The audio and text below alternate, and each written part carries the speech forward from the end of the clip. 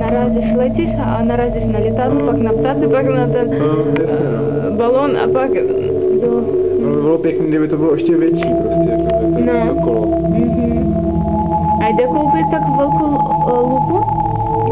To záleží jako na lupě, to záleží na tom, jako kdyby to plátno bylo dál, bylo to celkově jako jinak trošku rozestavěný, ale musel by být silnější reflektor zase. Aha, takhle.